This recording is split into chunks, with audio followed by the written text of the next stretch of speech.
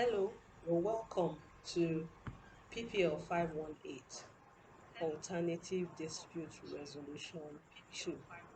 Remember what I said that in this course we are really looking at arbitration because of how significant and how important it has become over the years. So we're going to be looking at another topic on arbitration that will enrich your knowledge and make you better as you make progress in this course. Remember what we always also say, that to get the best out of the course, we must take our notes, we must take part in the activities. We shouldn't be ashamed to ask questions if we have any. So let's not waste time. Let's go and see what interesting thing we are learning today.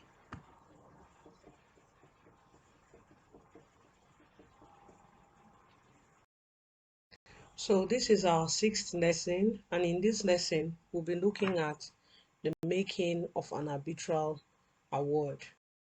Some of the things you should be able to do by the end of this lesson will be to define an arbitral award, discuss the elements of a valid arbitral award, list the types of arbitral awards, and describe the form and purpose of an arbitral award. So what's an arbitral award? An arbitral award is a determination on the merits by an arbitration tribunal.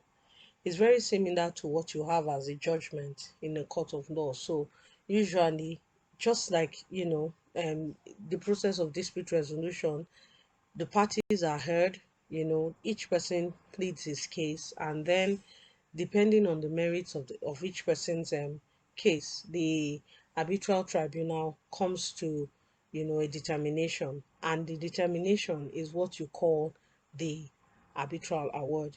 It's usually at the end of the arbitral process, and of course it's the result of a lot of work both on the side of the arbitrator, the tribunal, the parties, and whatever professionals are involved in advising.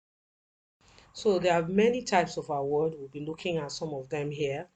You have the provisional award, which is, well, it's not a final award. It's an award that is made subject to final determination on the merits of all, the issues raised. Then a partial award is similar to provisional award. It's an award on the part of the claim or determination of particular issues, but not all the issues. And if you look at your P&ID case, you have it on your class page, you will see, a provisional award, and you'll be able to differentiate it from the final award in the same case. Going on, we also have what we call the agreed award, and that's usually like what terms of settlement, okay, in a court. So it's like parties have come to an agreement, and then they come to the tribunal and ask the tribunal to deliver the award on the basis of their terms of settlement. So it's very similar to a consent judgment. Okay, and then you have an additional award, which is an award that is made by the tribunal on its own initiative, or where a party draws attention to an issue that has not been resolved in the principal award. Please note that when we say it's made by a tribunal on its own initiative, it doesn't mean that the tribunal goes and formulates its own issues. Okay, and then you have the reasoned award, which is an award where um, really the reasoning, okay, for the award is set out comprehensively.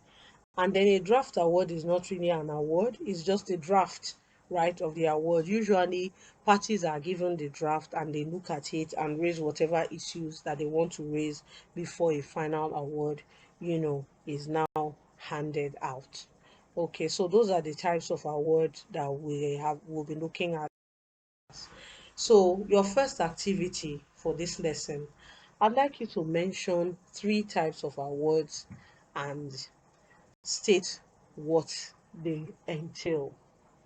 Take some time and think about it.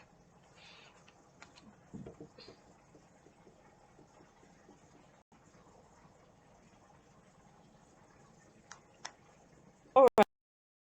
All right, so we'll move on to the legal requirements for a valid award.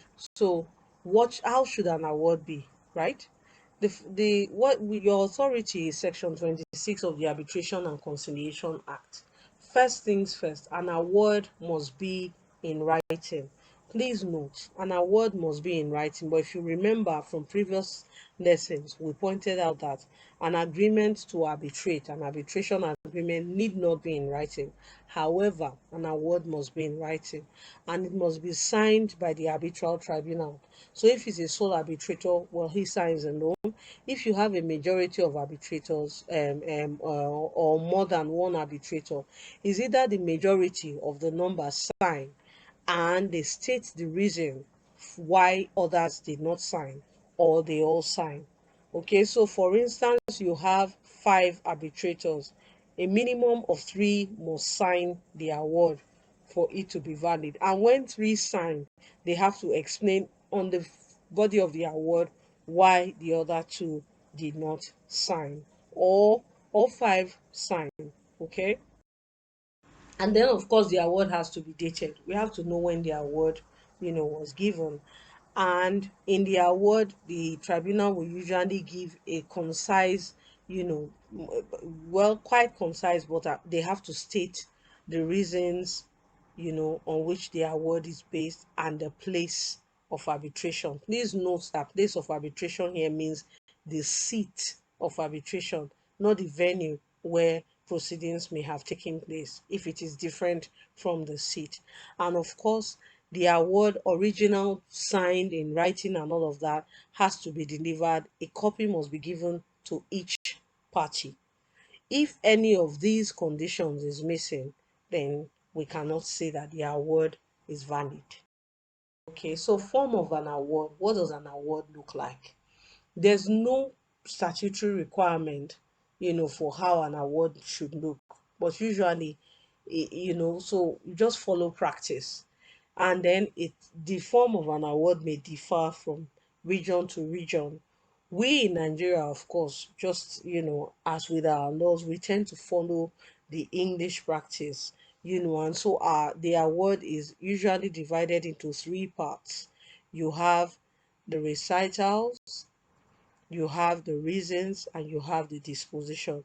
The recitals contain the facts of, the matter and all that, what transpired between the parties up to the point of, dispute resolution. The reasons are, more like a consideration of on the merits of the arguments that have been made by the parties, and the reasons for, the tribunal's decision, either agreeing with one party or disagreeing and all that. And then you have the disposition. The disposition is where the tribunal now makes its orders, right? If it's just a declaration that is required, and they are minded to make that declaration, they make it at the disposition section. Or if it's an order, or whatever it is, that depending on the dispute, the facts of each issue, it is in the disposition section that directions are given as to what parties need to do following the resolution of the dispute.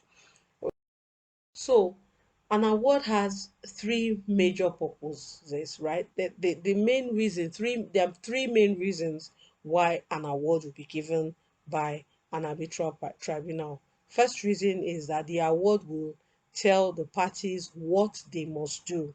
And I've talked about the disposition section of the award, where orders are given. If it's declaration that is necessary, a declaration is made, and all of that. Second is the award explains why the decision was made, and that points to the reason section, where usually, and remember also, it is a requirement for a valid award for the reasons to be stated, however briefly, and all of that.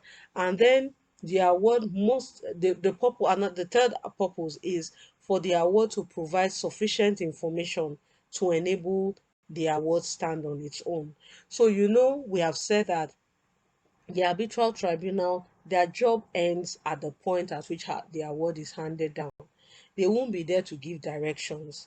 They won't be there to explain, any ambiguities, or where anything is not clear and a party wants to seek clarification. So usually, you know, The award, therefore, is the direction, is the directive given to them, given by them to enable further steps, to be taken in enforcement of whatever they have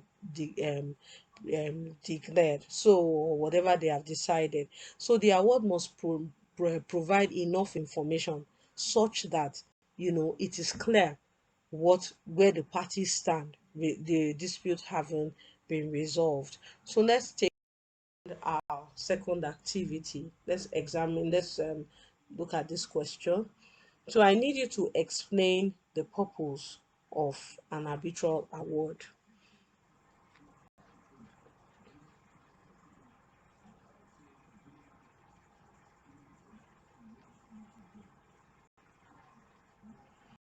Okay, so in this lesson, we have looked at an award. We have looked at the types of award. We have defined an award. We have looked at the types. We have looked at the form, and we have looked at the elements of a valid award. Okay. As usual, you can download the video and you can watch it over and over again. But if you have any questions at any point, please feel free. You can either post it on the discussion forum or we can discuss it during our revision class. So I'd like to thank you for taking part in this lecture, all right, for watching the video, and I wish you all the best. See you at our